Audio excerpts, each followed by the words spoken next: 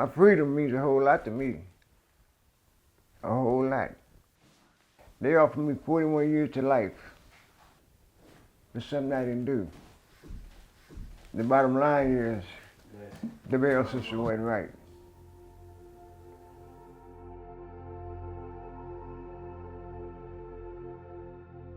In the United States, unlike basically any other country in the world, we have a system where people can pay to buy their freedom.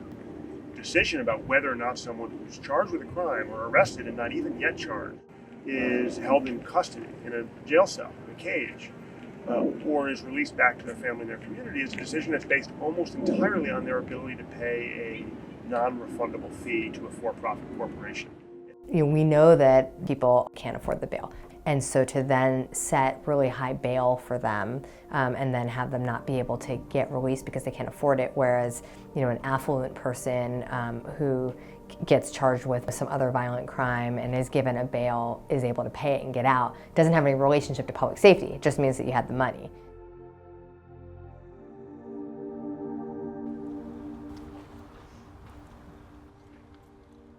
My name is Kenneth Humphrey. I was born and raised in San Francisco. I'm 70 years old, and it's a blessing to get that far. All of my interactions with Mr. Humphrey, I met him in custody, I met him out of custody many times. He was an unbelievably respectful, gracious, appreciative, humble man who really had a vision. And he had a vision about what his case could be for other people who were also being illegally detained, despite their presumption of innocence.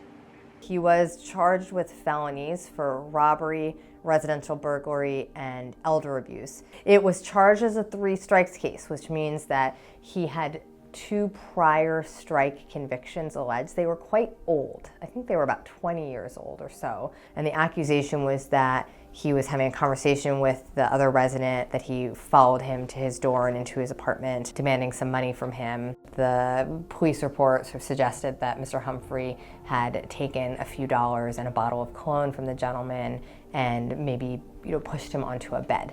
And he was taken to jail. And once he was at jail, the court set a really high bail. My understanding was that he, was very similar to many of my other clients with, not very serious charges, but still was stuck in custody for no good reason. When the cops came to my house, they said, "We're arresting you." He tried to say burglary and home invasion for $5 and not even half a bottle of cologne. It seems that I've been to jail before, and they try to say I had something to do with it. They had my bail $600,000.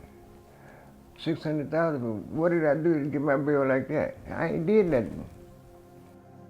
I was lost. I don't know what was finna happen with me. I was feeling like I wasn't gonna never see the streets again. I wasn't gonna never get out again. And that was scary shit. However long it takes me to fight this case, I'm gonna fight it. I fought it for 5 years. I want to challenge the bail system because I know it ain't right. I won.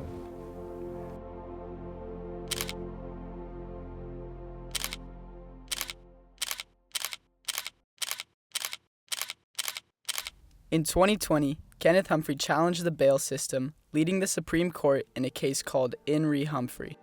This case determined that the bail system was unconstitutional and violated parts of the 6th, 8th, and 14th Amendments. Since then, new rulings now require judges to consider non-custody options as well as their financial situation, ensuring that they are not unfairly stuck in jail due to finances.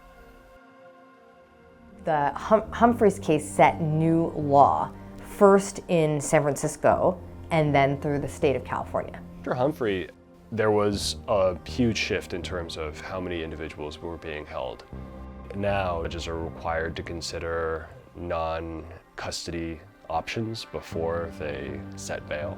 They're also required to consider somebody's ability to pay before they set bail, and sometimes they actually do consider that, and sometimes it's more of just them saying, I've considered non-custody options and I've considered this individual's ability to pay, and I'm still setting bail at, $50,000.